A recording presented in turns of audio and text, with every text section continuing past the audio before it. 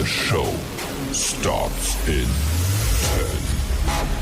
9, 8, 7, 6, 5, 4, 3, 2, 1, go. You're listening to the House of Cards on Facebook, YouTube, and BigPatriotRadio.com.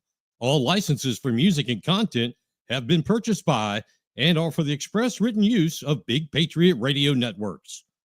All information, opinions, and topics are for entertainment purposes only and do not expressly represent the opinions of the show's host and or producer. Sit back, relax, and enjoy. Introducing to you. You're on House of Cards, live on Facebook and YouTube. It's going down now. Locked and loaded with the truth. And welcome in, ladies and gentlemen. Good to be back here with you. My name is Mike Covert. Thank you for tuning in to the Beaufort County's House of Cards. Man, it is great to be back here. Happy Thursday. It's May 1st, and May Day. Today is May Day, I believe, and I wonder how many folks out there know really what that is. You don't hear much about it anymore. It's my generation and older.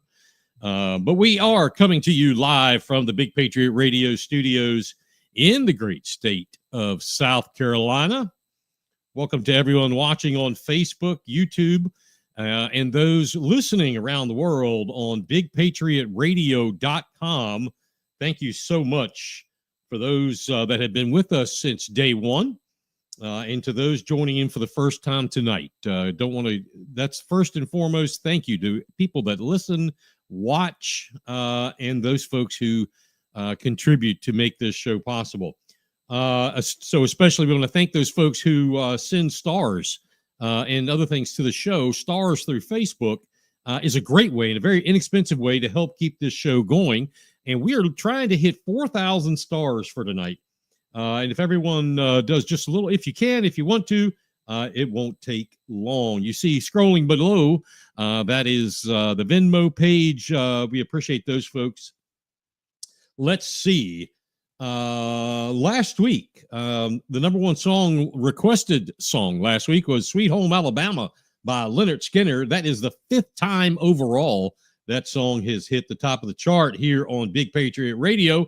Hilton Head and Lexington were the number one listening cities last time we were on. It's written down as last week, but it was the last time we were on. Let's see, who was else? Bluffton, Greenville, South Carolina, and Galax, Virginia. Holy cow. Rounding out the top 5, all tied for that third spot. Bringing you the best selection of hits for your listening pleasure. Yeah, so let's get into it. BigPatriotRadio.com. All right, we're going to jump straight into this. We've got a huge show tonight. You saw the title of it. This is the Emily Hollis story live tonight. We've got Emily Hollis's parents coming on a little bit later. Autumn and Kyle, they're going to come on and now they can talk. So I've got some questions I want to ask them. We're going to they have some things they want to show to all of you. So we're really going to be able to dig in and let you know. You remember, we broke, I think we were one of the first ones to break this. It was back in February. Well, we'll go into all that as we get going, but the Emily Hollis story, man, that's going to be something you don't want to miss. Let your neighbors know. This is big time. As opposed to, I had the pleasantry of listening or watching another podcast the other week, and the guy had something to say about, he didn't name me, but he didn't name this podcast, but it was kind of funny. Evidently, he watches. So, howdy. Good to see you there, buddy. Anyway, first things first, hot off the press. Just a matter of a few hours ago, we want to bring this story to you. Beaufort County School District sent out an email to parents. Supposedly, it went to all of Hilton Head High School parents. Supposedly. If you're a parent of a Hilton Head High School student and you didn't get that email or text or however they send it, I guess better now than never. this breaking story, I want to read this directly to you, the text or email or however this came out. Quote, we have become aware of a situation involving a staff member and student at our school. Because this involves both a personnel matter and a law enforcement matter, we're unable to provide details or comment further. The staff member has been placed on administrative leave. Classes taught by this individual, now we know it is a teacher and a student. Before it was ambiguous. Was it an administrator, janitor, grass cutter, paver, whatever? Now we know it's a teacher and a student. Classes taught by this individual will be covered by a certified educator or substitute teacher. And families of students enrolled in these courses, I guess that means the courses of this teacher, will be notified by via email, blah, blah, blah. Be assured the situation is being assessed accordingly in cooperation with law enforcement officers. And it's signed by Steve, I believe you pronounce his last name, Skidrich, the principal of Hilton Head High School. Now, as we always do, we have one of our insiders and our researchers has provided some information. We've already got feet on the street, as they say, some internal information. And again, this is only alleged. It's only, it obviously everyone is innocent until proven guilty. And I know who she is. Yes, it is a female teacher. They didn't say that, but I just did. We're not going to let her name out because she's innocent until proven guilty, all of that. Anyway, this is alleged, but the information that we are gathering shares the female teacher's name, and allegedly there are, again, allegedly accusations that for 3 years now, the teacher has been having a sexual relationship with a male student. Happens to be a male football player and lacrosse player. The information that has been discovered and pushed onto us also allegedly concerns this teacher had divorced her husband 3 years ago, allegedly. And shortly thereafter, this sexual encounter happened, and she became pregnant. Now, my source says this teacher has been seen this past week driving the student's car, and allegedly seen buying beer with the male subject at the Heritage. But it was this week she was terminated and had her room cleaned out. Again, allegedly. Love to hear your comments. Give me your comments below. So there is more to this story. I'm sure there's more, and we're going to find out more, and we're going to dig in more. This will be like the fourth or fifth alleged problem that we've had some ability to dig into at Hilton Head High School. Why is this stuff happening? And if you don't know any of the other things, just reach out to us on Facebook or call me, and I'll fill you in. But everything's alleged until proven guilty. But why Hilton Head? Why is this like the fourth or fifth one, at least that I've known about and been involved with somehow, looking into it? We're going to keep you posted on this. This is fresh. The ink is not dry, so we'll let you know what's happening. Another quick subject, real quick, as we have our guests waiting in the green room back there. Want to tell you a little bit about Pine Island. Yes, that's the island. They say it's on St. Helena. It's not really on St. Helena. It's an island in the middle of St. Helena, so to speak. Back in the news, the Pine Island owner is coming back before the Planning Commission with another plan to try and attempt to get his golf course and a few minor homes back into a development agreement committee. It's got to go through the Planning Commission. I would imagine he paid $20,000 to $30,000 again. The county is They're going to get paid. Remember, that's what Mosaic Development said. We're not going to go through this. It's too expensive. The county, is not friendly.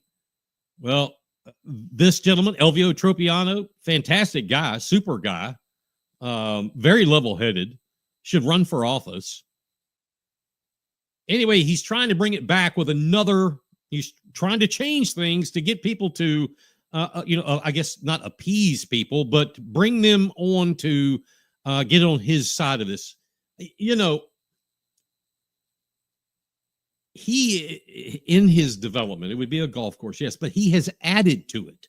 There's, I can't remember the lady's name, but there has been a lady very sweet lady who has been going to Beaufort County Council meetings for like the better part of a year and a half, maybe 2 years, and speaks at public comment. And every week or every meeting, she says the same thing. Hey, I'm here. The children need somewhere to go. They need something to do, like the Bluffton Rec Center. We need a rec center on St. Helena. While the subject of a rec center is needed, that's a whole nother story. Mr. Tropiano and this development company has now said to the community and to the county, we will build it for you. So no tax dollars going to it. Now, I don't know the particulars. I'm sure he's going to donate it to the county. I guess. I don't really know. I'm just saying that. But he's going to build it. He's also offered all kinds of community interest. Let me say this. The folks on St. Helena, do you know if the next Tiger Woods may be in your backyard? I don't know. Could there be? Absolutely. Candace Glover came from St. Helena. Does she live in St. Helena? No. If you don't do something for the children, they will leave. Last week at the county, or this week at the county council meeting, former county council candidate, oh my gosh, my brain just went haywire. A former county council candidate stood up and gave his opinion of why he supports the down zoning. And that's what this would be, is down zoning. And he said, my daughter graduated high school and I'm sending her away. I'm sending her away because there's nothing here for her to learn. And then another, I don't know if it was her or not, but maybe it was her sister, got up and spoke and said the same thing. That should tell you folks on St. Helena, the kids are leaving because there's nothing for them there. Here we have someone who wants to downzone the property, take it to put this golf course on there. That, remember, golf courses drain. Okay, they drain internally. They don't drain externally. They drain internally. Now, you put 150 houses, which, by the way, right now the zoning is at 3 houses per acre. Fine. That's not a dense development. 3 houses per acre. It's 500 acres. Bingo. That is 150-ish homes. That's 150-ish septic tanks. That's, do the math, 150 times whatever the calculation is for trips per day. That equals a wider road to and from that island. There's nobody buried on the island. There's no Gullah folks buried on the island. It has been owned by private individuals that we can trace back to 150 years, all in New England. There's been a gate at the property for I don't know how many of those 150 years. There are no Gullah folks living on the island. There's a video that I'm going to hope to show you here in a second that some of the gentleman that'll be talking says he has asked some of his employees, do you know where Pine Island is? And it's across the sound.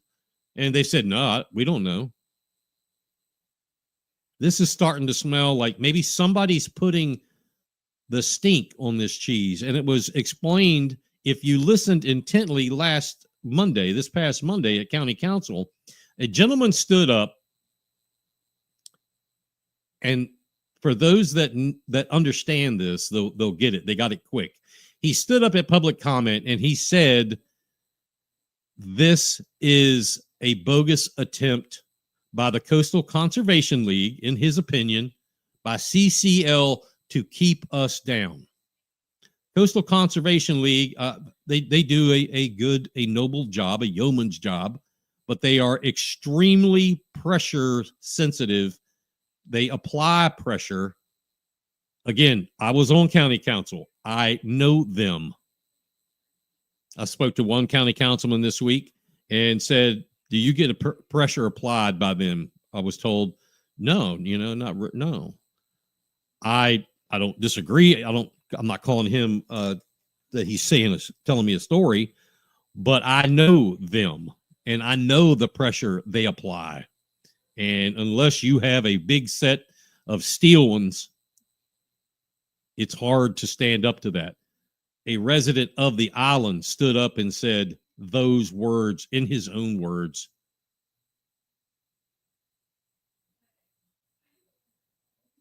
This recreation center is a task that county council has not taken up, and they probably won't. They are ignoring the young lady.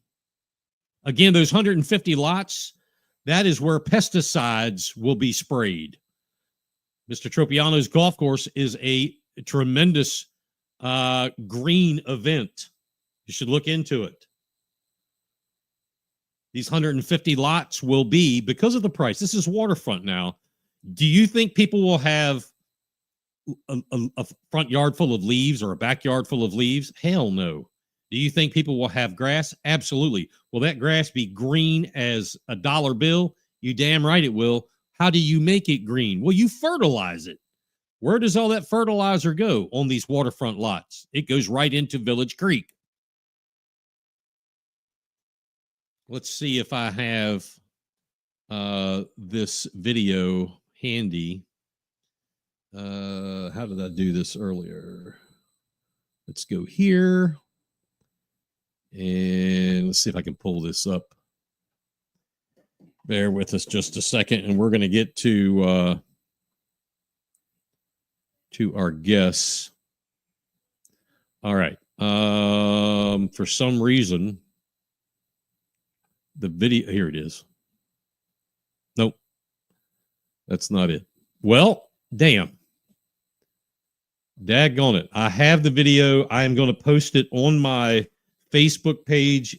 The video has Craig Reeves, who super fantastic guy. He owns Sea Eagle Market. Lives out there, been here for 30 some years, about as long as I have. Lives out there on St. Helena. He fishes, he shrimps, he crabs. He's an oysterman. He's on the U.S. Shrimpers Council or whatever. And it's his story about being on Village Creek and how, hey, these 150 lots, with what happens with the septic tanks, with fertilizers, with all this runoff from houses, that's going to kill, and these 150 docks or 100 docks or whatever, that's going to kill Village Creek. He admits that the golf course, which will drain internally, again, the golf course, when you hear people say the stormwater runoff is going to be horrendous from us, no, golf courses drain internally. It's homes that drain externally. Anyway, the landowner, again, Elvio Tropiano, was going to be asking for downzoning.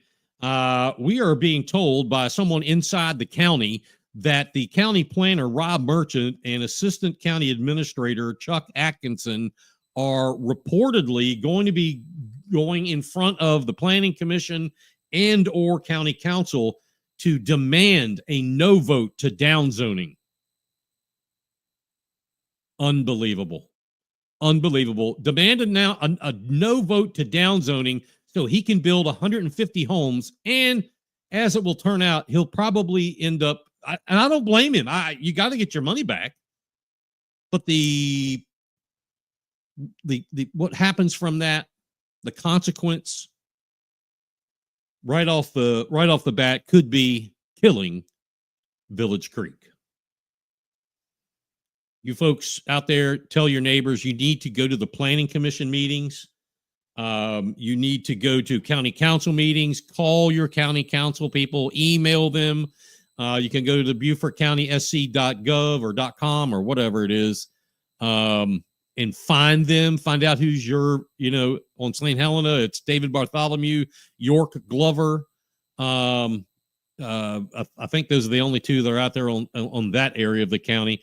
Let them know. Let your rep know. If you're in Sun City, let your rep know. If you're on Sea Pines, let your rep know that this has got to stop. This naysaying, this kowtowing to the Coastal Conservation League and their biggest spokesperson. It doesn't work for him, but his biggest he doesn't even live there. He lives in Charleston. This is all a scam. It's a sham. County council for that district knows about this. Anyway, it's a shame. Locked and loaded. Let's go. Big Patriot Radio. Blues, news, country pop, and classic rock. All right. It is, what time is it? 7:25. Joining us tonight for the first time, I'm going to bring them up here. See if I can get them up on the stage. I want to welcome, there they are, Kyle and Autumn Hollis. How are you all? Doing okay. How about yourself? Doing good. It's finally great to talk to you kind of face to face through this, technology. But hey, it is good to see you. Got your little, is that a puppy? Yes. Yeah, it's awesome. Chihuahua. There you go. I'm a little dog guy as well. So I usually have one of mine running in here or barking. You'll hear it in the background. So it's great to see you, Kyle and Autumn. I know you all have been extremely busy. Heck, Autumn, you have a podcast now. How is that going? What, a podcast? Do you have a podcast? No. Well, thought you had a podcast. No. We've done several. I mean, we've done several. You've just done them. Well, yes. Yeah. Yes. You had a podcast. My bad. No. Man, I was like, you are stepping into a whole nother, stratosphere. But you've been making the rounds on the podcast circuit. That's awesome. Getting some really good coverage. Before we jump right in, first and foremost, how is Emily right now? Emily is Emily. I mean, it's hard to kind of like talk about how she's doing. She's doing well. She's not the Emily that she was before she left. She's Emily now. So she, we're doing counseling. We're doing all the things that we can do to address the situation that happened. And I think it's working slowly but surely. She's getting better. She is smiling. It's not like she's mopey all day. Yeah. Which is That's good. huge. That's huge. Yeah. She's showing some emotion, which is nice. Good. Before she only was angry or just blasé, numb, I guess. Yeah. But now she's kind of like she's cried a bunch, world. which is kind of she's showing more emotion. Yeah. So it's good. A smile means a lot. Yeah. Yes. A smile says many things, and that's good. Something that a lot of people don't talk about that I think is equally as important. She has a brother, right? Yeah. Okay. How is, this has got to be, I don't know how old he is. This has got to be a shock, I would think, going through all this, what in the world's going on with my sister and mommy and daddy and, all of this. Is he doing okay with everything does he understand? So he's 9. Okay. We did our best to shield him from when she was gone. We did our best to shield him.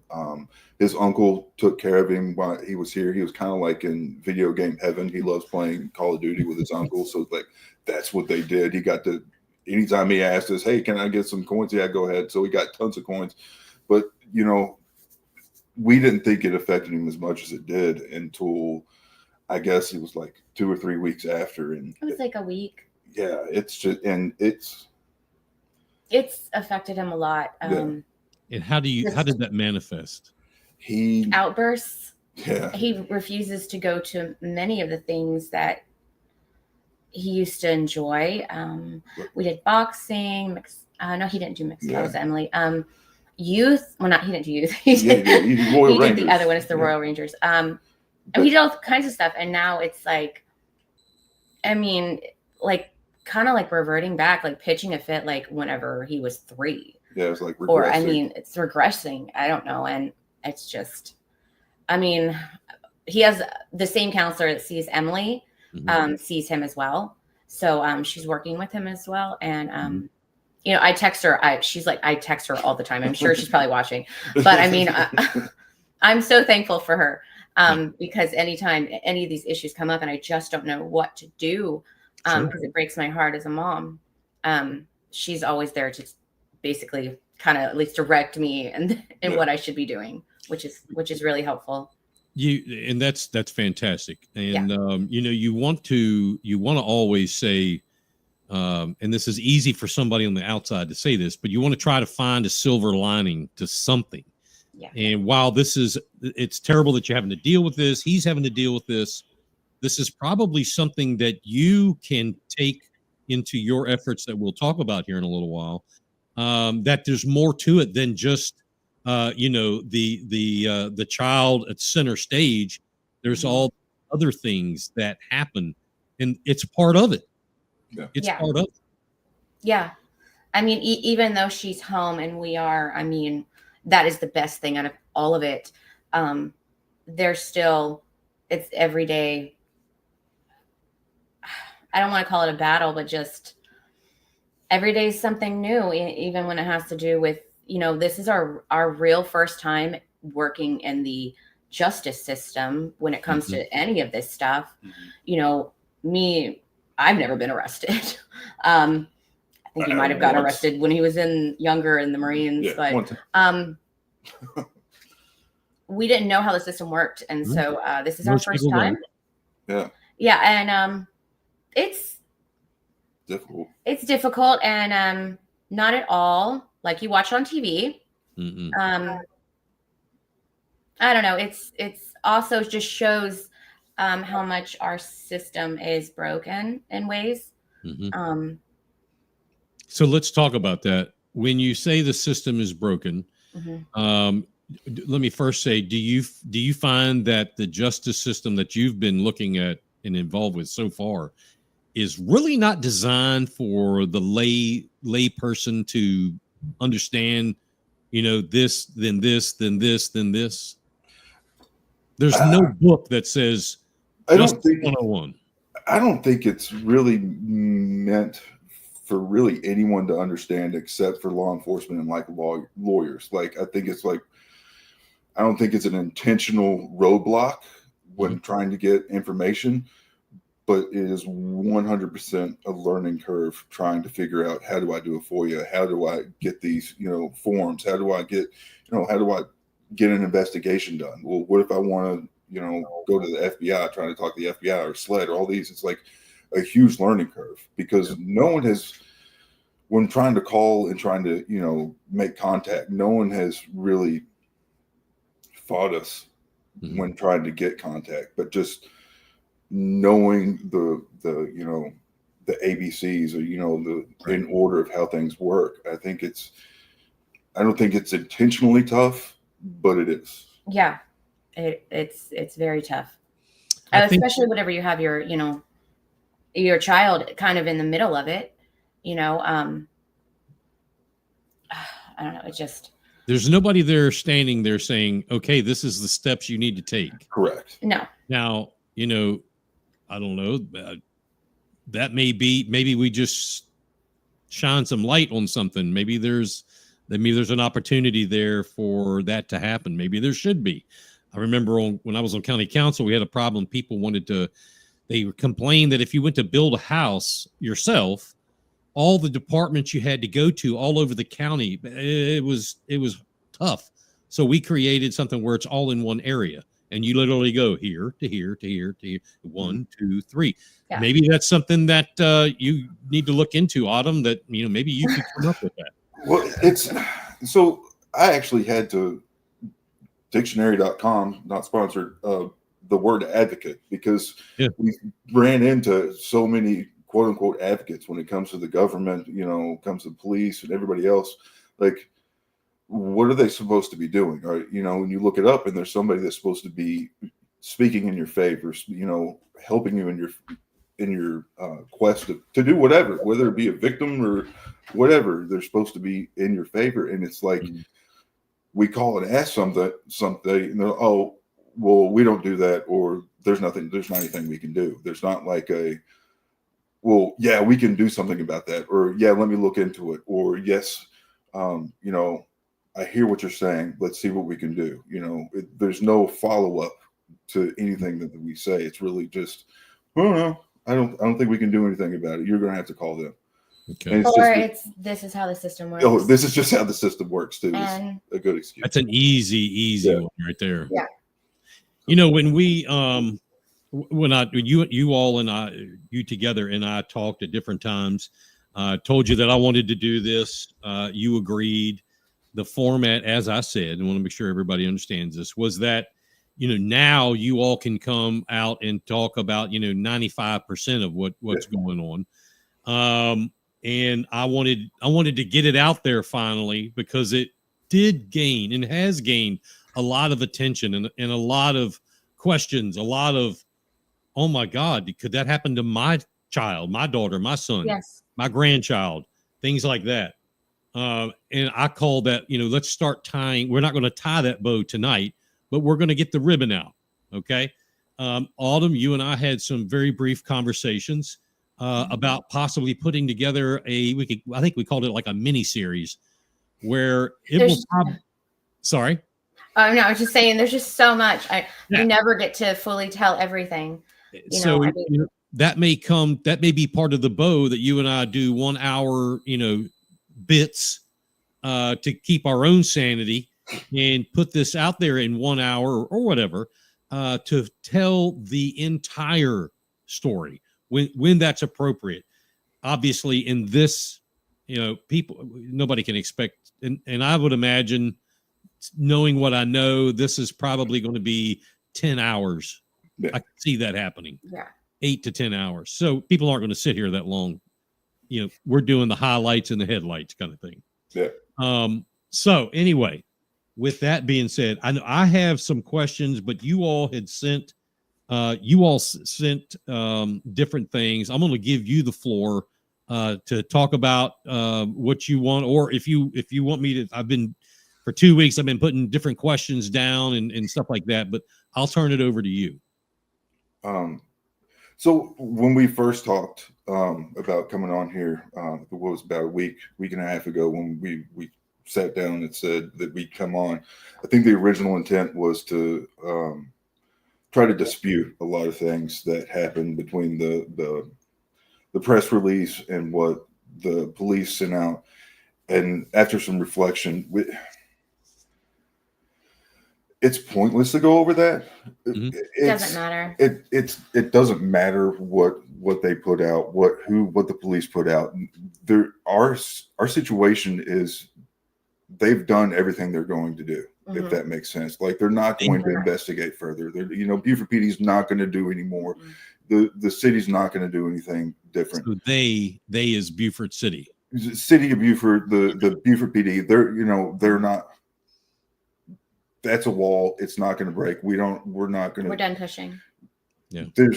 When it comes to that, it just doesn't, for us, it doesn't make sense. For us now, Autumn and I talked about it last night that, we sent you these videos. We sent you, we've answered a lot of your questions. The point of what we're doing now is to get information to the people about this is what happened to us, and it can happen to you. This is a reality. It's reality. And it's sad. What needs to happen is change. The laws need to change. The policies for Beaufort PD need to change. The word runaway needs to be taken out. All these things need to happen. Trying to attack us coming on here and trying to attack the press release and the police department itself, that is meaningless. What has meaning is getting the information out there. What has meaning is trying to make sure this doesn't happen to anybody else. Right. That's what matters. And that is, I mean, that is, I don't even know how to put that into words. I think Autumn is saying exactly, or is showing what needs to be shown. But if you can save one child, aside from Emily, by all means, but if one child can be saved, I mean that's unbelievable. That's a win. That's a home run. That's a win. That's a win. And if our information can, like, if a child goes missing and they now know what they at least know one step what to do, because because we didn't know anything. We knew nothing. We knew nothing. I mean, we had no direction. Yeah. So even just if it can help somebody out there know what to do at least a little bit. Yeah. And what probably not to do. What not to do also. It is really, I'm crying because it's just sad. It's been a rough road. I mean, it's like whenever we feel like that we've been getting ahead or we're making headway, it's 2 steps forward, 1 step back, 2 steps forward, 1 step back. And it's really, really defeating. We have to lean on each other. Some days she'll have good days and some days I'll have good days. Today's is not a good day. But luckily we don't have a whole lot of days that we're both in bad moods. We're right. Typically one of us is good and the other one is, Well, that in and of itself in today's world, if a married couple has the ability to lean on each other and I'm your rock, you're my rock, and you bring me down, I'll bring down to earth. And I know without my wife, I would she keeps my feet on the floor. I'm sure Autumn, you do the same. You keep Kyle in check, and we need that. We need that. You know what I mean? So that's good. Let me ask you about the laws that you want to change, Autumn.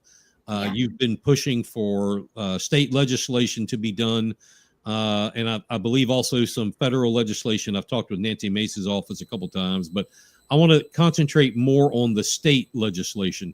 Can you briefly, give a overview of what kind of changes would you like to see made to the South Carolina Code? I think the main change that we're looking for at this moment is right now a 16 or 17-year-old can take a 15 and younger across state lines without parental consent, and it's legal. There's nothing that can be done about it. It's not considered abduction or kidnapping or anything. I mean, they can be 10. It doesn't even have to be 14. And it's. I am going to say, I think it's Scott Marshall said it in that. It's 6 in the interview. I mean, no, it wasn't an interview, was it? Well, yeah, the interview they did. I think it was. God, what was that? It doesn't matter. Anyway, it was one of the articles. I'm sure I can post it. Scott Marshall stated that anybody has consent, a 6-year-old, an 8-year-old, a 10-year-old, a 12-year-old. Because my question was, what age would it have mattered? What age would it have been? Would my daughter have to be 9 for the 16-year-old for it not to be consent anymore? But I mean, Scott Marshall answered that for everybody. And it doesn't matter. It doesn't matter. That's what it said. I mean, because we've looked into it. We all have consent. 6-year-old, 9-year-old. Because a 16-year-old, what was it? A 12-year-old can't use consent. I mean, I would love for someone. I'm sorry, I'm reading if it meets certain criteria, then there's a law that protects it. But that's if it's. So since the police constantly harp on she willingly got into the vehicle, that doesn't for us. That doesn't matter. She's 12. Yeah. She doesn't have the consent. What if a 10-year-old willingly went? Or a 6-year-old willingly went? No one's been able to tell us when that would have mattered. Like at what age, the criteria, yes. And that's the criteria is they were willingly, I don't know. And that's one of the things. I'm kind of surprised that Scott Marshall is the city manager. The city manager, right? I'm kind of surprised that would be the oops, my screen. Oh, there you are. I'm kind of surprised, that's his response, because I mean the code of laws in several places, there is maybe not exact verbiage about what this situation is, but there is something called the age of consent. I mean, that's in the South Carolina law. And that's typically considered when it comes to sexual intercourse. That's when you bring that up. There's different consent for different things. Like for work, the age of consent for work is different depending on the age, like 12, 14, 16, or going to a doctor. There's a different type of consent. Like most of them in South Carolina are 16 and 17. They have way more. I mean, if you go into that Emily's law and you actually look at a bunch of the criteria that I've already criteria. Yeah. I mean, the 16 and 17-year-old has all of these rights that a 12-year-old does not. Like a 16-year-old can even get married with consent with a parent. Yeah. Is it 16 or 17? It's 16. It's 16. 16. Okay. I posted in there. Yeah. And this, without consent, a 16-year-old should not be able to take a 9-year-old or whatever. No.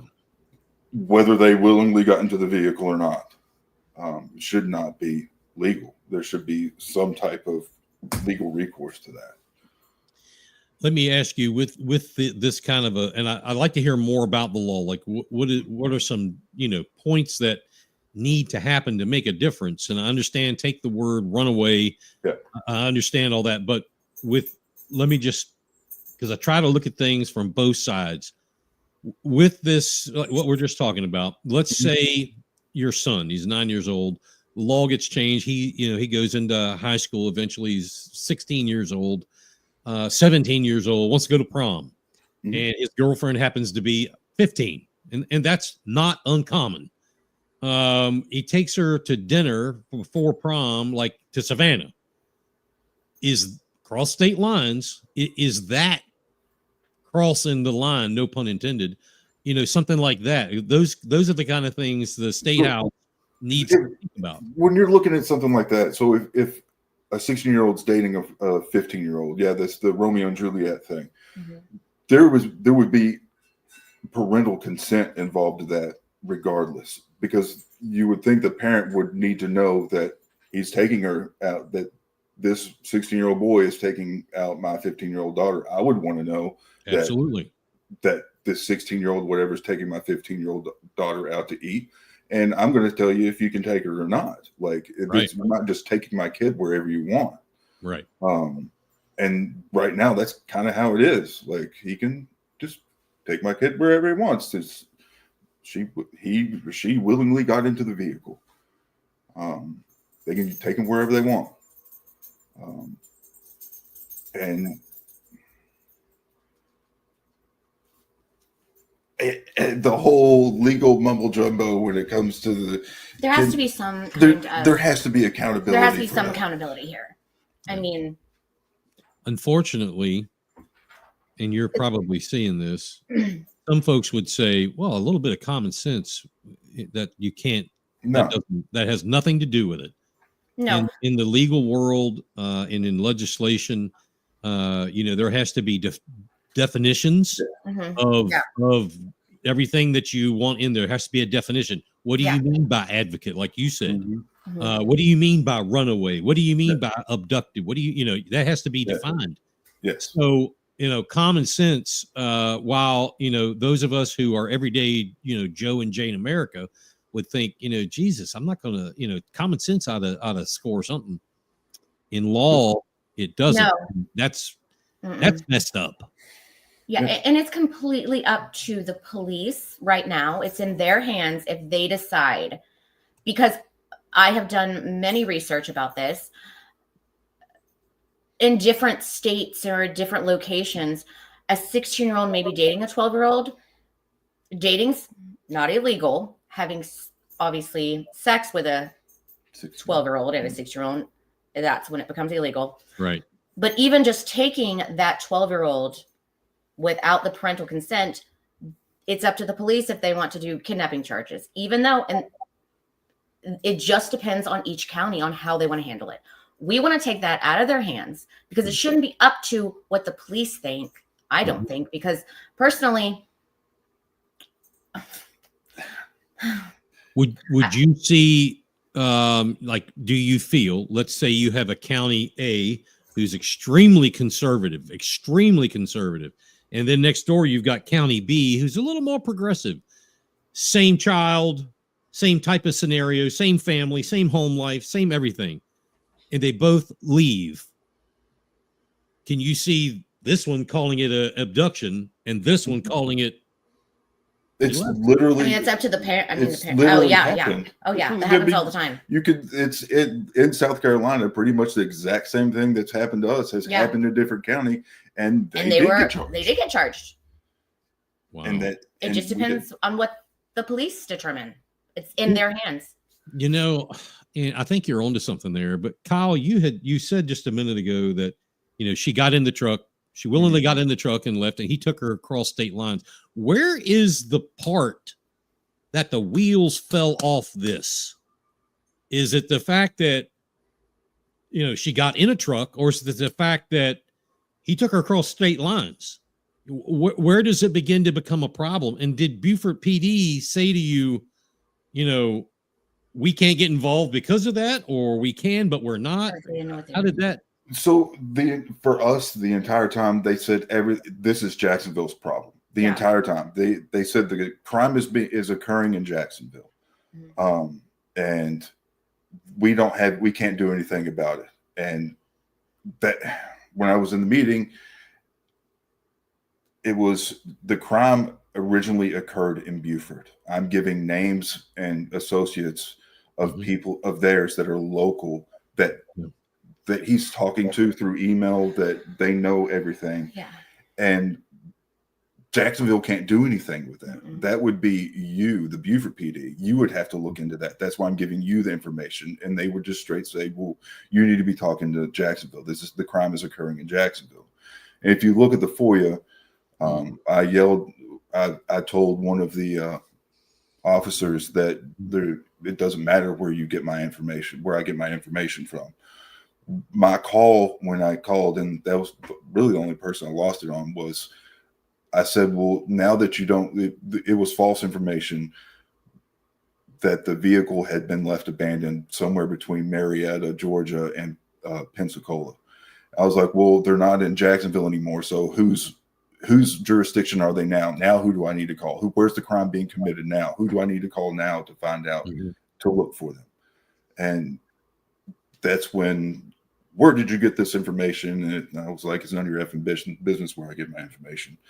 And because that was the issue. They kept saying, you have to call Jacksonville. And I'm like, well, if she moves to Miami, now do I need to just call Miami? And now I would give up everything in Jacksonville, call Miami.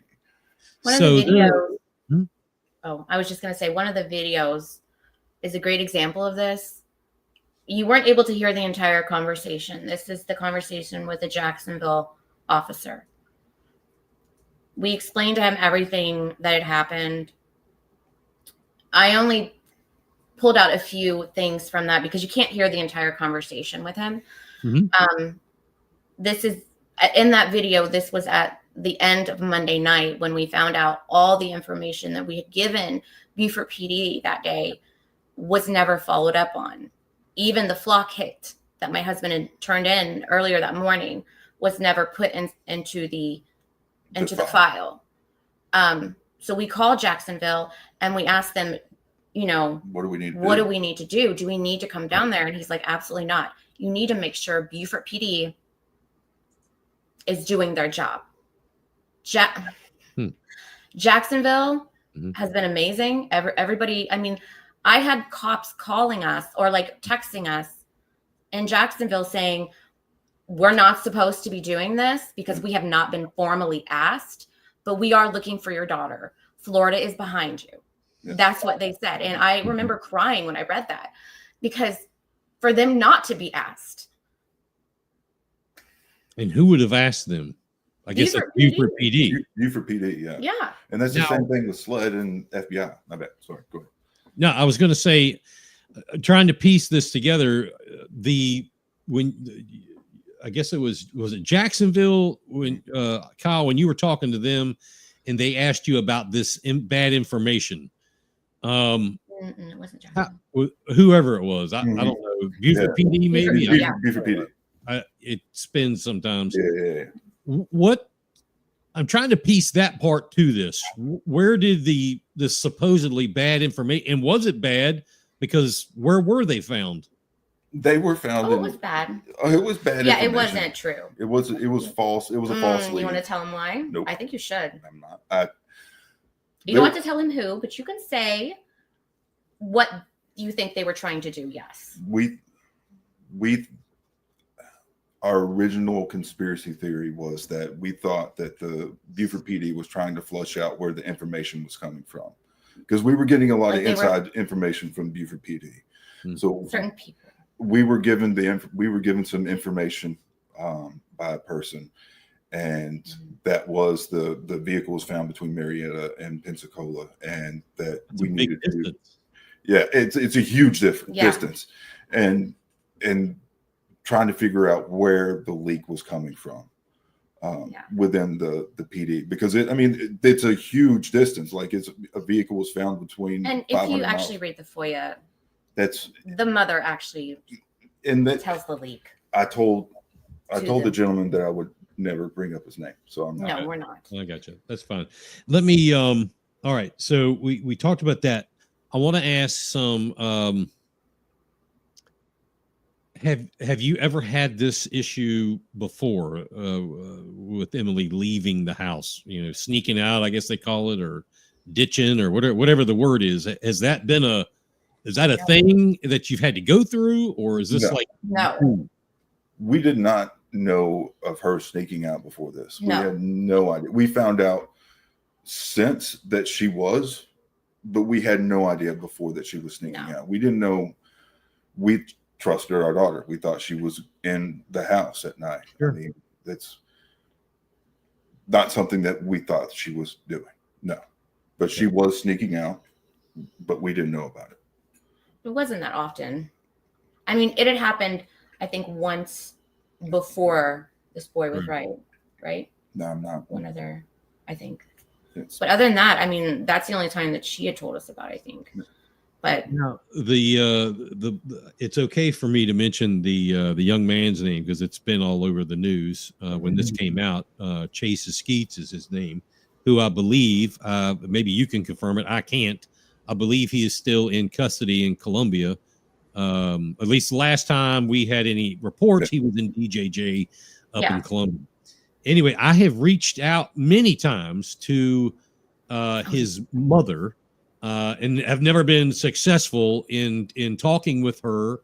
I also reached out to, I believe it is his grandmother, who lives in Beaufort, from what I'm being told, down by the marina or at the marina, and I've not been successful with that. If I lived over there, I would just go by there and look for somebody to talk to me. Have you all ever met the mother? I think her name is Jan. Am I saying that right? Yanni or something? Have you ever met her? Anything? I met her that Sunday morning when she pulled up to my house. I was like, "Who are you?" And she was like, "Well, I'm." First thing she said, "Are you Emma's parents?" I said, "I'm Emily's dad. Who are you?" "Well, I'm her boyfriend's mom." I was like, "Well, I didn't know Emily had a boyfriend. How did you know where I lived?" Because I had never. That's a good question. How do you know where I live? I don't. And one of them said that they had dropped off my daughter at our house at 12:30 at night, Valentine's. Which night, wasn't true. Which wasn't true. We've got video evidence from the neighbors across the street that she got into the vehicle at 12:30 a.m. on the 15th and was dropped off at 7:30 or 7 o'clock in the morning, something like that. Really? Yeah. Now that was like you said, Valentine's Day. Yeah. Well, yeah, it was the night. It was the 15th. It was the morning of the 15th, the night of the 14th. And is it the 16th? I think that's when she actually left the 15th. Yeah, she 15th. Left the evening of the 15th. Like okay. 10, After we found out about it the morning of the 16th at 7:30. Yeah. I got you. She was out all night, came back at 7:30, and then the next wee hours of the morning, yes, is when this happened again. Well, she took off that night, so she got back at 7 a.m. that Saturday morning, and then she left. What was it, like 10:30 p.m.? No, it was like 10:02, I think, because I saw the truck video.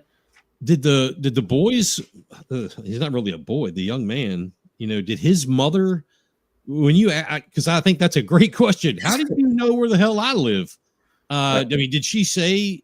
I mean, if she says, "Well, I dropped him all or dropped her off," but that's horse manure. I mean, no, that was true. Oh, that is true. Okay, all right. I'm just curious. No. The grandmother said it. Yeah. Oh, sorry. I mean, the grandmother is the one that said it. Yeah. I have the video footage of that. It's not. Now, enough. This boy, he was 16 at the time. I don't know when his birthday is. I can tell you. Okay. Is he 16 still, or is he turned 17? August 4th, I believe. It's Okay. like the day after my son, so that's why I know. Oh no, August 8th. Gotcha. Yes, August 8th. From what I have learned, and you all tell me if I'm way off base. I wanted to. This is a couple months ago, I guess. Now I wanted to dig into more of his side of the, why. Mm-hmm. Where did you fall off the rails? And what I dug into and found, and then ended up speaking with someone whose daughter, according to this individual, sounds very much like what happened to Emily, except that this young man, this young boy at the time, introduced her to drugs, introduced her to some sort of trafficking, and even lived at the house. Mm-hmm. Is there, when or what happened to this young boy to go off the rails and live in a life of, I mean, I don't know, is it trafficking and drugs seem to be everywhere. So when I see his name, so I mean, what happened? So we do know a lot about their situation. We feel that it's not on us to talk about what went wrong there. That's their family, and I don't want to comment on what they've gone through in their life to get to that situation, because it's not pretty. It's not good. Sure. I'm sure. Then hearing you say that probably will equal what I've heard. And my conclusion, after looking at all this, obviously him, and I'm playing judge and jury and shouldn't do it. Obviously him taking your daughter off your property to begin with, I would have gone freaking off the shelf. But to go across 2 state lines, I would have lost my mind. But I think from the stuff I have been digging up and my researchers have dug up, he is as much a victim in life as anybody else, Emily or anybody, you all. I mean, this poor kid, I don't know. I hope somebody gets him some help, because he's got a uphill. Fortunately, Emily's got you all. I know. You know what I'm saying? That's another thing we were talking about. We talked about that yesterday. I mean, and I told my husband, I said, this is the thing. I don't want people to think that we want to punish this boy and we want him away for like 15, 20 years, Yeah. Yes, I want him to be held responsible, and accountable. But my heart goes out to him and his family. And that may sound weird. As a mother, you're speaking, right? Yeah, it's just just as a mom. I mean, it's just, this boy does not have parents like me and Kyle, I understand that. And it's the situation surrounding it. Like you said, you even said that last time, like what 16-year-old knows about crack? Absolutely. Knows where to go when they go to Jacksonville to find a trap house or a crack house. What 16-year-old knows that? What 16-year-old, he should be worrying about school and maybe getting a vehicle and working, and I don't think for him going back home is the best choice because he's constantly running, and I don't think that they have the capability to help him the way that he needs to be helped. We want him to be helped. We want him to be a viable person in society, a productive I mean, member of society. We do, and I don't think him staying in jail for 15 years is going to do that. I want him to be in a good program that is going to, make him I want someone to care about him like we care about our daughter, and I feel like he needs to be in something that'll help him. That's a big in this world. I think that's a big ask. That's sad for me to say that, being in politics. That's sad. That tells me we have a big problem right there. That, is it easier? This kid's been, on the wrong side of it, and, he's almost of age. Best place for him is behind those steel bars. I think not. I mean, I don't know about you. I would assume you think this. I mean, I have hope for everybody. Yeah. Until you prove me wrong that you're just a sleaze bag, I'm gonna push that, man, somebody spark something, somewhere. But let me ask you this, from different things I've read and heard and watched and all that, people keep talking about, he's a drug dealer, or he's a trafficker. He's a gang banger. Mm-hmm. So, I mean, what I can't find, obviously, because he's a juvenile, has he ever been convicted of anything other than running away and get, that's really a hand slap, but that it's just small stuff. Nothing. We don't really know very much. From what we were told originally, when we talked to the solicitor, back in February, she obviously didn't give details, but she said that his record's really thin. Like it's a small record. There's not a lot there. So I don't know what he's been charged with or whatnot, but it's not a lot. Because that, I don't want to say, I don't want to say anything that's not true. Convicted felon or a convicted petty, whatever, gangbanger. I mean, if you haven't done it, you haven't done it. You don't need to be called that. That's that's trafficking. This show, myself, my wife, this whole thing got started with me because I picked up on the smell of this could be trafficking. Because we help a lot of trafficking places, a lot of trafficking groups. And personally, if someone says, yeah, Joe Blow, that 15-year-old kid is a trafficker, that is as bad as you're a drug dealer. Back when I was a kid, if you were a drug dealer, oh my God, now a trafficker. So I think people need to be careful, because as we just said, I don't want to be the one to ruin this kid's life.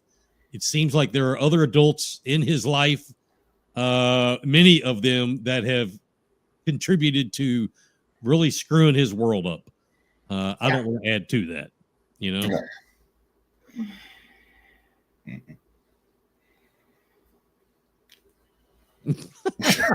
All right, let me look at some other stuff. What was I going to ask you? Let me see here. Well, let me see if I can pull up. I've had a problem. I loaded all of the things you sent me onto another driver, and it's not picking it up. And that's not cool. So here's this. Let's share. Let's see do you see the determination sheet?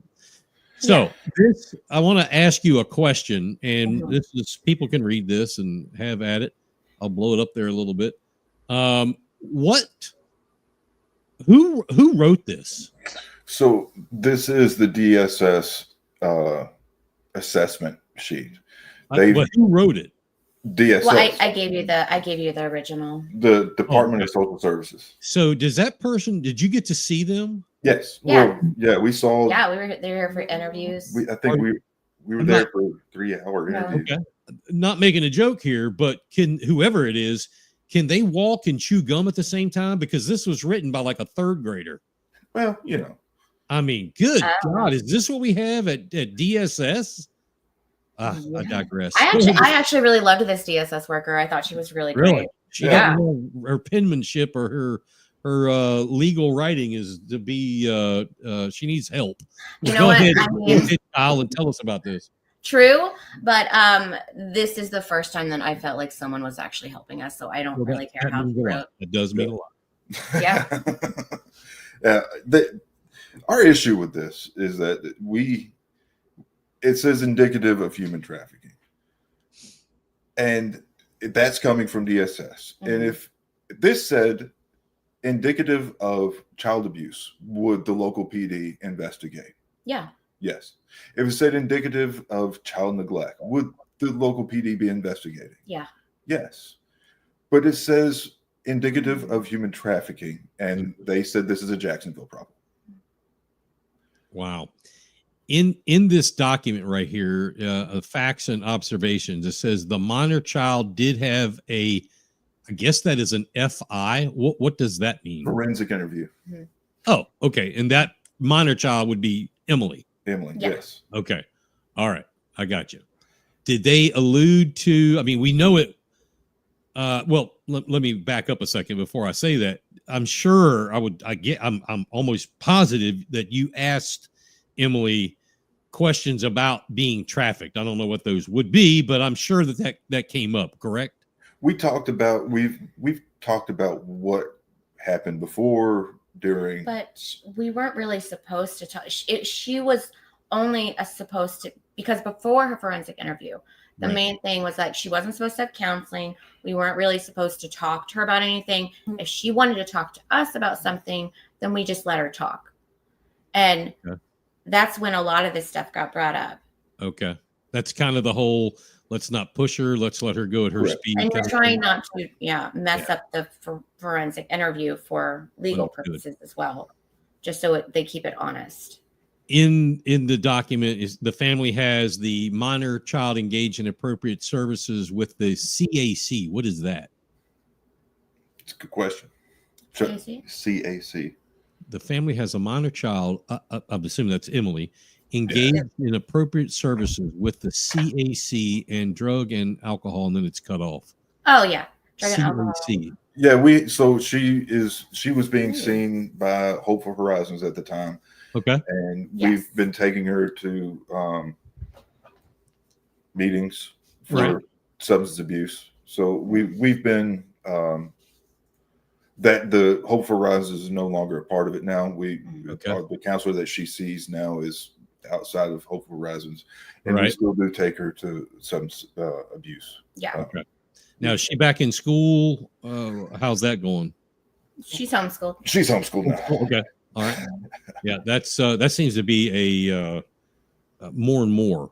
When I have 4 daughters, they're all grown now. When they were young, it was a big thing. Then it kind of chilled off a little bit. Private schools became a thing, and all that. Now I hear a lot of homeschool. And if you heard what I had to say when I opened the show about something happened on Hilton Head, you understand why.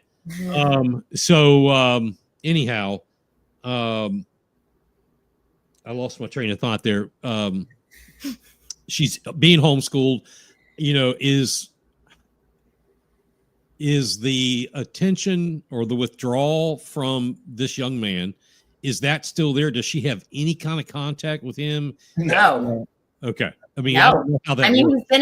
He's been in DJJ. He's been in DJJ since. Don't they have phones? I don't know. Do they have phones there? I don't know. Oh, I don't know, actually. Even if they did, we have her phone on lockdown. There'd be no way for her to. Yeah. Okay. What's the future look like? The future looks like, hopefully we get some laws changed. Hopefully Emily gets to go back to school and we get to, I don't know if we'll ever normalcy. I don't know if we'll ever go back to completely. I mean, before this, I just worried about what food I was eating and going to the gym. Right. And making sure the kids got on to all their other stuff, Sure. like their soccer and things like that. It's changed a lot. Has anybody reached out to help you guys? Oh yeah. I mean, obviously Yeah. the police haven't, but Yeah. I mean, No, well, not that. I mean, okay. We have a very amazing investigator there who works for the Beaver PD, and we love her very much. She has helped us immensely, and I appreciate everything she's done. Anytime that we've and this isn't a bashing of the cops at all. We just think that, and these people, like a lot of not all the Beaufort PD believe that the way that they treat runaways is okay anyway. I mean, it's not just us. I mean, we've had other Beaufort PD tell us that it's not okay how they do it, and they've tried changing it too, and right. They Do you can't. think they look at do they look at racial background? Is that a difference in whether it's a point of emphasis we're white. No, because that's exactly what I mean. Because it was Kamika, like what Kamika was, it was Camilla that was missing around the same time. She'd been missing for weeks, and like somebody tried to bring it up as like it's a racial thing. Well, who was her investigator? We didn't have an investigator until I went to we had that meeting, and we did the live Facebook, and it got just a lot of attention. And that is what caused the Beaver PD to step in and finally start. Yeah, it was, the FOIA shows a lot of things they did, and a lot of those are after our live Facebook.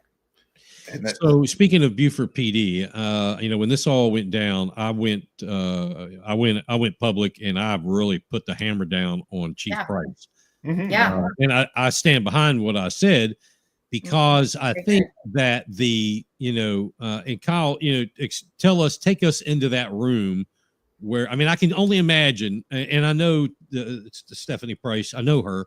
I could just see her putting her both hands on her legs going, why weren't you down there?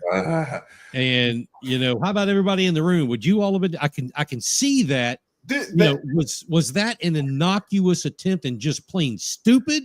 I think it was. Or is that an attempt to throw a dig? That's a person that doesn't have a missing child. You don't say that to a missing child. Parents. True. I went into that meeting excited and nervous. Mm-hmm. I didn't know what was going to happen. I just knew that they were going to be there. I didn't know. It was like one of the unknown things. I can either be excited about this or I can be scared about it. I chose to be both at the same time because I knew something was going to happen.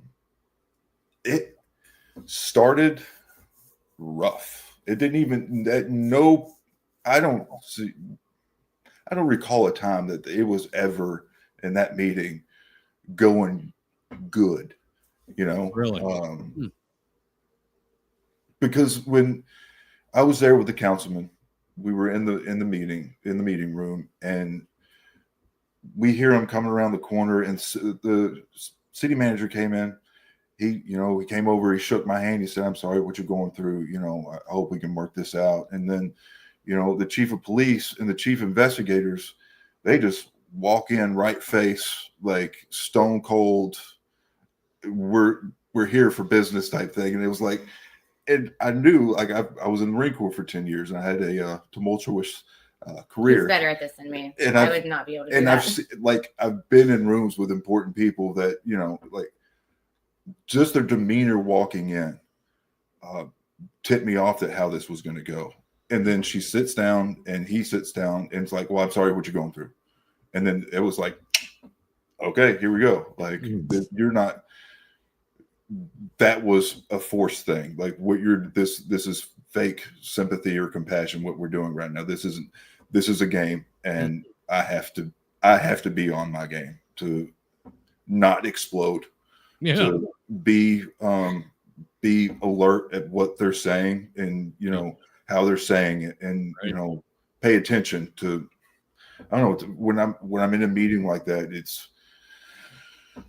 you have to be alert or you're going to get eaten up, because these are powerful people that I'm in the room with, and I have to be on my game with. I have to know my facts. I have to know what I've done. I have to know what you've done, and I have to know these things. So it precipitated me being on guard when they did that. Like, I was good with the city manager when he came in, and I was good with the councilman, and then they came in, and it was like, it was contentious pretty much the entire time. I was upset with them saying that this is happening in Jacksonville. This is Jacksonville case. This is, and I was like, and I looked at him. I looked at the chief investigator. I was like, how is it that every single active duty law enforcement that I've talked to, every retired law enforcement, every civilian that I've talked to understands that they left from Beaufort and then went to Jacksonville, that this is a Beaufort case, not a Jacksonville case, but you. Why are you the only ones telling me that this is a Jacksonville case? They're wrong. Yeah, they're wrong. They Again, everybody else, I just felt like they didn't know what to do. Like they didn't know how to do their job. That's what I kept thinking, because Jacksonville, again, I'm going to go back to the recording that you have. He is the one that told us to get this out on the news. He is the one that told us they should have been labeled as missing and endangered. Both of them. Especially the 12-year-old. You can hear him say that. So, and you're right. And I do have that, and I apologize. I'm going to put that on my page, if that's okay. That's fine. Okay. Because it's a phenomenal, Autumn. You have a career in audio video production. I have to say it was a bang up job. But the sheriff, or I guess that was the sheriff. Yeah. Down there. I mean, he made a very good point. And I had kind of touched on this back in February or whenever it was we first got together, that, the media can be your friend. Mm-hmm. It can hurt you, but it can also be your friend. And getting that out there, Kyle, you said, you're in a room with powerful people. The one tool that you have, that everybody has, is the media. Mm-hmm. I used to, I want the media on my side. I never wanted to be the enemy of the media. I needed it when I needed them. So he was right. Contact and get it out there. And amazing things happen. Looking back on this, and Autumn, I've asked you this before, and I want to make sure you understand why I'm asking this, because this is a personal thing. We can see it in your expressions. Mm-hmm. Looking back on that frantic phone call. Yeah. Have you said to yourself, damn it, why did I say run away? Why did I say she's ran away? I had no idea. But you know what? No. Of course I do. But you know what? That at that moment, what are you supposed to say? Whenever before I knew anything, that is what I said, and that is okay. Right. Yeah, it was the wrong thing to say, but that is not why they labeled my daughter a runaway. It shouldn't have been anyway. Because whenever I go to the doctor and I tell them I'm having a heart attack, do they believe me? I'm not a cop. I don't know what I'm supposed to say. Right. Just like you go to the doctor and you say, oh, I'm having a heart attack, but they are the ones that will treat you to let you know, no, you're not having that. This is what you're having. Right. I know it feels a lot like that. It's the same thing. I mean, so the reason that I ask that is just, I want to make sure, and I want people to know, that, if you were carrying some kind of cross of burden that you shouldn't, it's not. No, I don't. I don't know what I would do. Mm-hmm. I have no idea. I remember when my oldest was, she may have been about Emily's age. Matter of fact, we lived in Mossy Oaks, and I was coming back from like Charleston or something, and got a phone call that your daughter said, "The hell with this, she's running away." And she went to the bowling alley. It used to be a bowling alley on Rebo Road, and I flipped. I totally flipped. I don't have any idea what I said, so I can't imagine.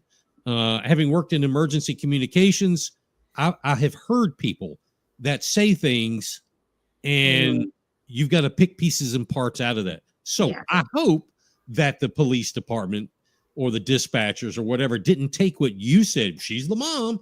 But believe me, this can happen. I hope they're not using that in any kind of case against you that, well, you said she ran away. Like I said, I'm not a police officer. I don't know what their procedures are, but FYI, never say run away. Ever. Ever. But I mean, that is, if I can be an example, even if it's a bad example, that's okay.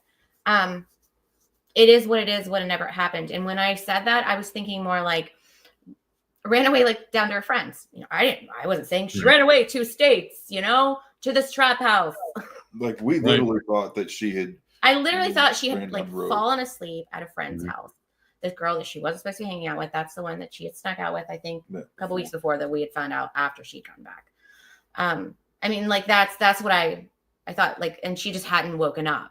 I didn't think that she was like, I'm mad at you, I'm not coming back, you know, anything like that. It was just, when I used that, I just said it. Yeah.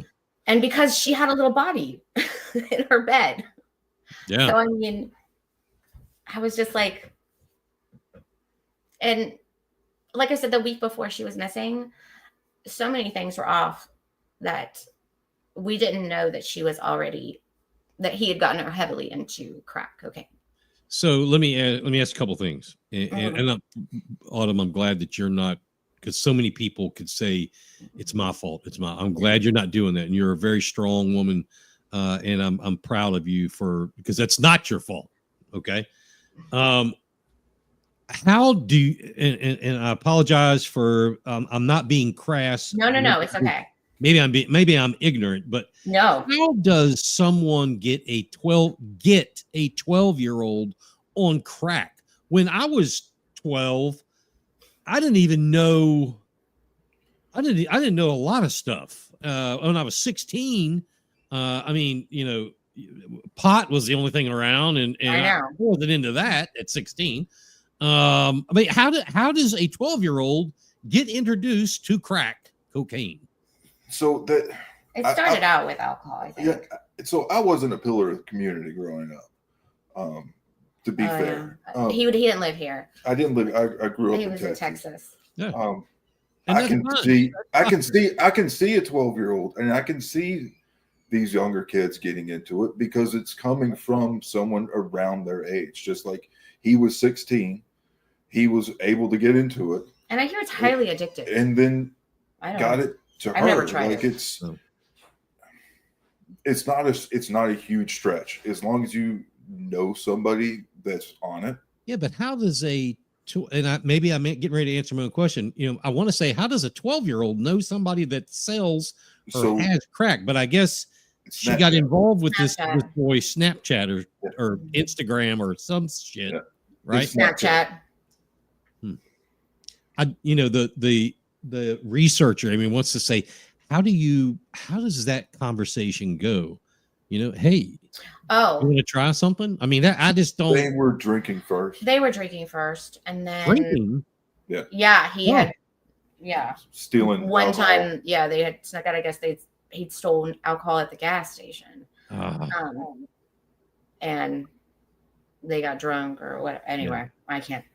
Now, is this the first time she's ever been exposed to whether it's crack or whatever else is out there? Is that her first time using that? Yeah, absolutely. With crack. Okay. Yeah. When it comes to crack, absolutely. Okay. Yeah. All right. Apparently, again, like I was saying earlier, apparently it's not a foreign substance to him, and that's sad. That's sad. Wow. I don't understand. I just don't understand a lot of this. I just don't get. You're in our boat now. There's so many things people would want to say, where do you go from here? What do you do? There's no answer to that. You live it day by day and do the best you can. Hope God's got something for me and lead me in the right direction. Yeah. I just try to make a difference, that's the only thing that we found, that we're not constantly hitting walls. Yeah. When it comes to trying to make change. There's so many people out there that want to help and are doing the same thing. Trying to make change. That's what I wanted to ask. And maybe I did. I don't know. Is there anybody that's helping? Any organizations that are coming out there? And I had heard that some biker group was coming out. I don't know if that ever happened. Oh yeah, Baca. Baca's amazing. They were amazing. Bikers Against. What does that mean, Baca? I'm not familiar with that. Bikers Against Child Abuse. Okay, I met the Bikers Trump people, but I didn't know there was Bikers Against Child Abuse. Yeah, so her and Si were both inducted because they don't want the siblings to feel left out. So they've both been inducted in Baca. We had Hopeful Horizons, like we have Digital Defenders United right now. We've talked Oh, to and Shepherd's Watch. Shepherd's Watch. We've been talking. I mean, there's a lot. There's a lot of. I mean, just even the milk carton guy. I mean, there's lots of people that reach out and like check on us and things like that. So they still have pictures on milk cartons. No, but it is. They don't? Okay. No, but he's his family's a milk carton guy, and he's just amazing. He's on X, so I speak to him a lot. He's really great.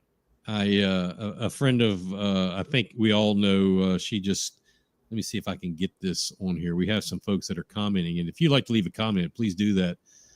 We're here with Autumn and Kyle Hollis. This is the Emily Hollis story. Jennifer Mader, good to see you, Jen. So that kids today, she could say the kids today are exposed to so much more than she was.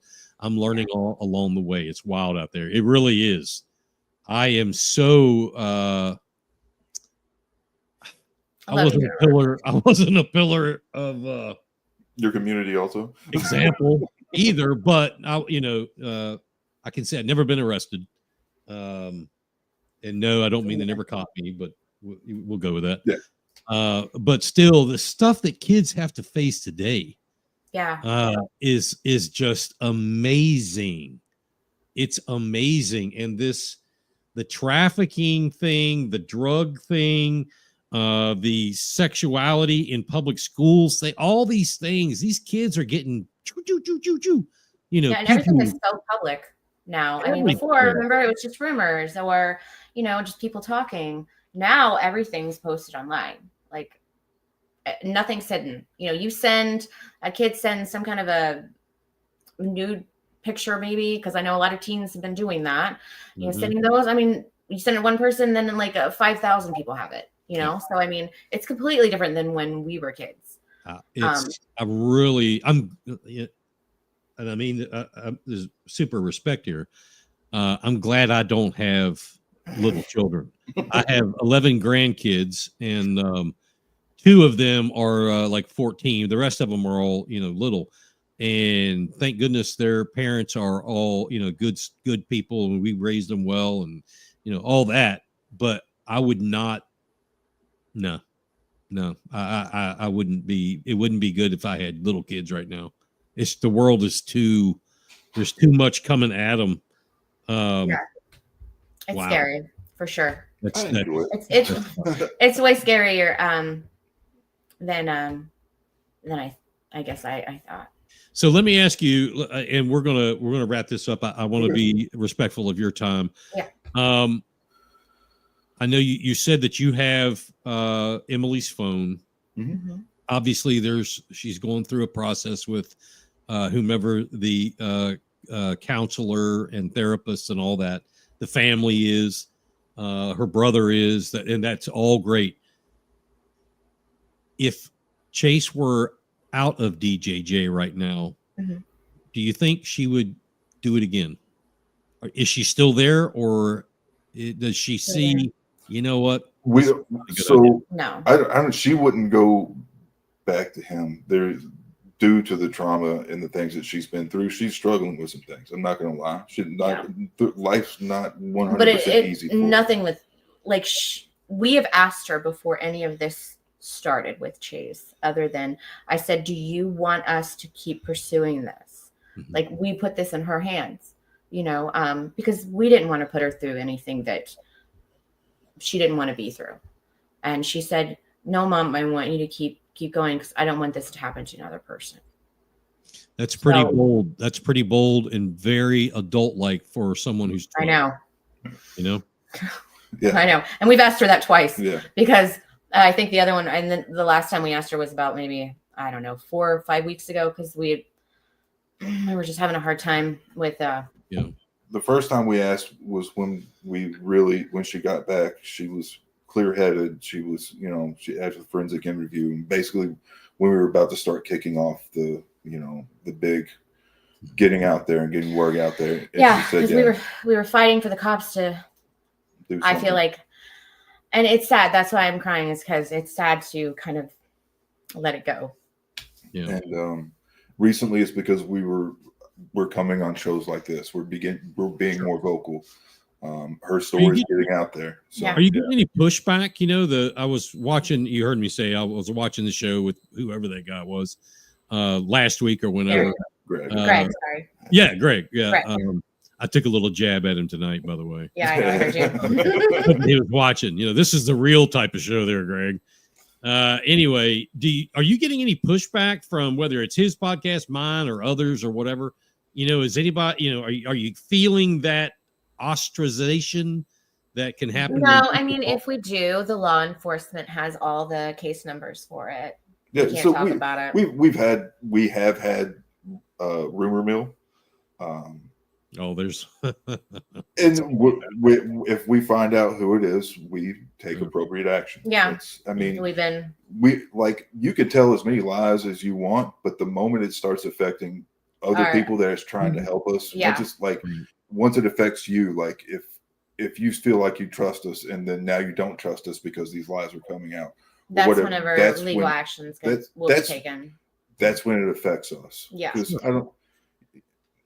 we know what the truth is. So I go to bed every night, like I said, even before that, I know I am telling the truth. I know that I'm being honest and I have nothing to hide. No. We have nothing to hide. And I go to bed at night, even if we look bad, we own it. Like, yes, I said runaway. And that's why I was totally fine releasing that runaway video. I remember showing you, I think it was like a month and a half ago. And I had a few people say, I don't think that's a good idea. That could be bad for you. And I was like, I'm okay with that. Yeah. Like if it helps other people, absolutely. That's okay. Absolutely. And this must be a friend of yours. I don't believe I know her, but someone's commenting. She says, Lisa Savage, love y'all. I'm here. There's been a lot of comments. Sarah O'Connor has put a lot of stuff out there.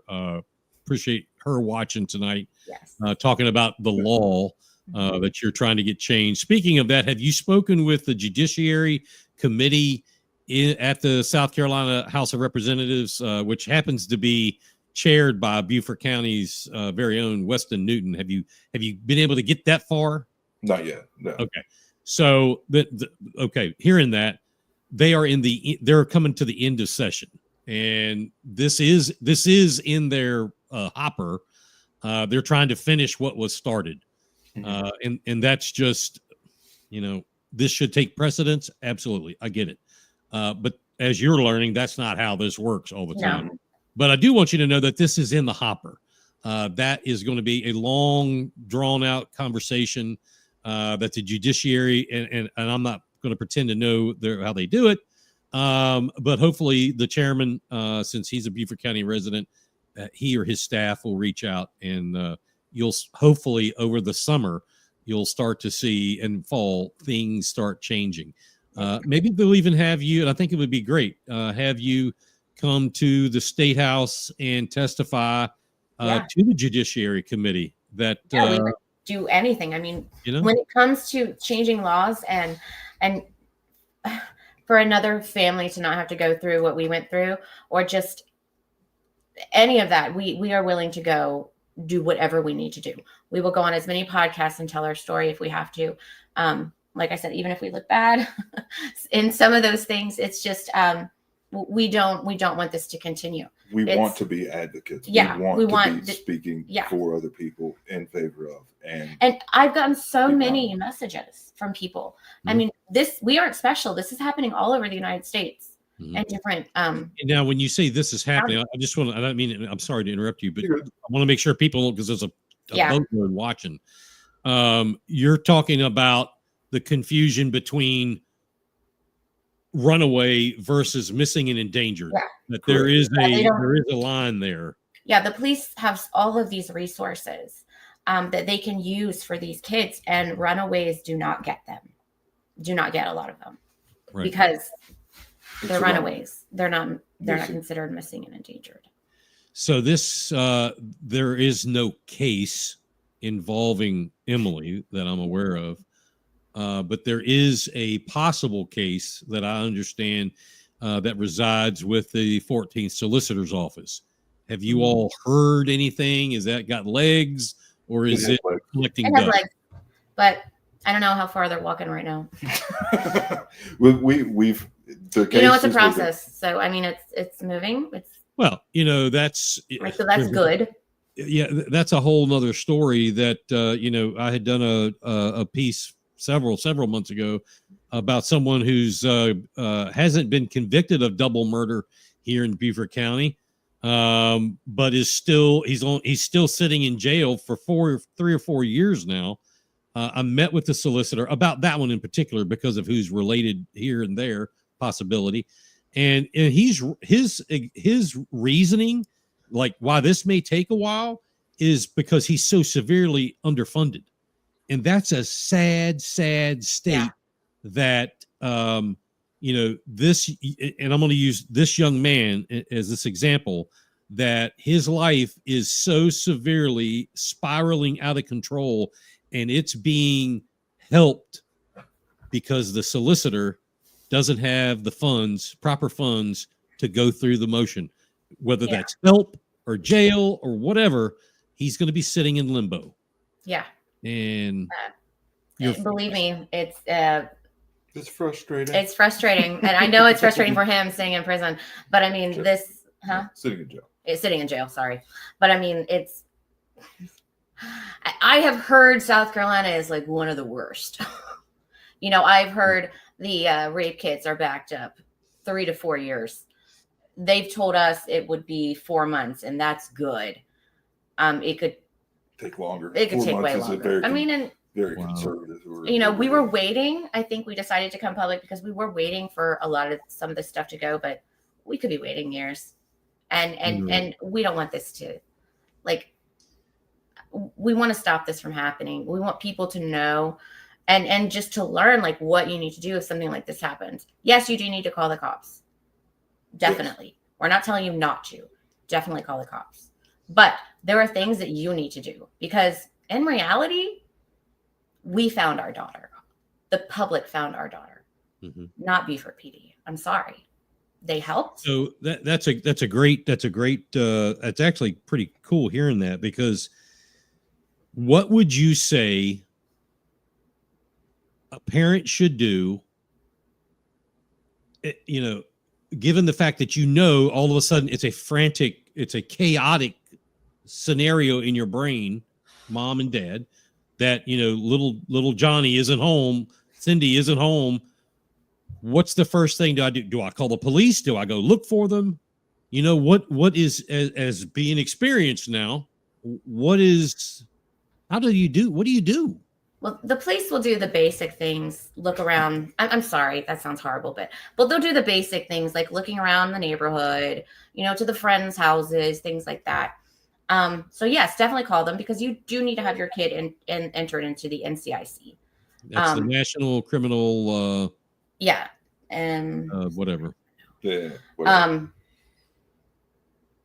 And not every county's like Beaufort, FYI. A lot are, and some are even worse than Beaufort. I've heard. Leanne, I know you said that. I'm sure. Is there a standard operating procedure? I mean, you were in the room. Yes, actually, it's in the press release. And that's one of the things. The press release stated that is the operating procedures, which are. And I don't know. Can you state what those operate? What is the SOP for the Beaufort PD? For us right now, it's not important. What's really that? Right, because it only shows the beginning of it. So we were going to go through all of this, but it's like it doesn't even matter. I get it, but for the parent who may not know that their kid, right now, who they think is in bed at 8:45, may be planning. Bubba's going to be here in 4 hours. We're going to pew. What do they do? It's them now. You want to help somebody. So what do they do? So once we knew she was not in the city and in the state, we should have gotten a private investigator at that moment. Mm-hmm. The moment we knew she wasn't there, that is something that we should have done. And if that's what if they're in our shoes, the moment they know they're not where they're supposed to be, they need to get a private investigator. If they're not, they're not at friend's house, they're not at the typical place. Like once they're verified. And the police will do that part for you. They'll help. a private investigator needs to get involved immediately. That's great advice. Yeah, you have to get a private investigator. I mean, even on Shepherd's Watch, it specifically, if you go to Shepherd's Watch, their website, on the bottom it says, "Call us, don't call the police." Yeah. I mean, because they're the ones that are the personal investigators. What is Shepherd's Watch for everybody? It's just an amazing organization. It's actually out of Texas. And they deal with a lot of the trafficking and stuff. And sorry, that's our dog. They do a lot with the trafficking and just like finding kids and finding the evidence that they need or helping find kids, you know, like they're just amazing. They also, you know, they change laws. Human trafficking. Yeah. They look into human trafficking places. So they're no small outfit. It's a big one. Yeah. Good. Jennifer makes another comment. She said she's curious how you all felt about the public statement made by the city. So Kyle has to answer that. So what I know is that press release is the definition of misinformation. Whoever wrote that, I applaud you on how well that was written. Mm-hmm. The best lie is 95% truth. I really do applaud whoever wrote that because it looks like they looks like they did a lot of stuff, and while the police did do stuff, not all of that is as it seems. No, I was when it first came out, we were really upset. I was really upset. I'm not as upset, obviously, not as upset about it anymore. I mean, we're still, I mean, the city of Beaufort, I know he doesn't probably want me to talk, but the city of Beaufort is supposed to be for the people. I felt like for us, you know, the community. And it was the way things were worded it was, again, I applaud whoever wrote that. It couldn't have been any of the 5 that signed it because that was way too smartly written. So in other words, it was this is what do they call them? PIO, public information personified. Yes. Oh yeah. Oh yeah. For sure. Yes. I don't know if I saw that, to be honest with you. Could you send that to me? You didn't see the press release? Yeah. Oh, it's still on their Facebook. Okay. Well, I'm going to go there and I'm going to copy I'll send it. And I like to unpack that kind of stuff. I'm surprised I didn't notice that. Yeah. I've already unpacked it. I have I can send you all the receipts for that too. Good. We like receipts. We do like receipts. Yeah, we weren't going to do that. So. I understand. All right. It is 10 minutes before the top of the hour here on Beaufort County's House of Cards with Autumn and Kyle Hollis. This is the Emily Hollis story. Folks, it's a funny a friend of ours, Ivy, likely artificial intelligence. And that is true. I had to write an email and one of my colleagues said something about, we'll just have AI do it. And I'm like, how do you do that? And I figured it out, and damn, it was good. It was good, a lot better than I could do. Done better than that. AI would. So anyway, Autumn, you know, when you're up to beginning, you know, whenever you want to start doing our little series 1 hour at a time, we'll do that. Last couple minutes, both of you, one of you. Last things you'd like to say, and again, I apologize for not being able to put up those videos, which were banging videos, and I'm gonna put them up probably tomorrow morning, but they'll be up on the Beaufort County House of Cards Facebook page and my own and Big Patriot Radio. But you know, let me turn the mic over to you all for your final thoughts. So, kind of like how we began, we are not here to attack anyone. We're not here to attack Chace's family. Mm-hmm. We're not here to attack the Beaufort PD. We're not here to attack anybody.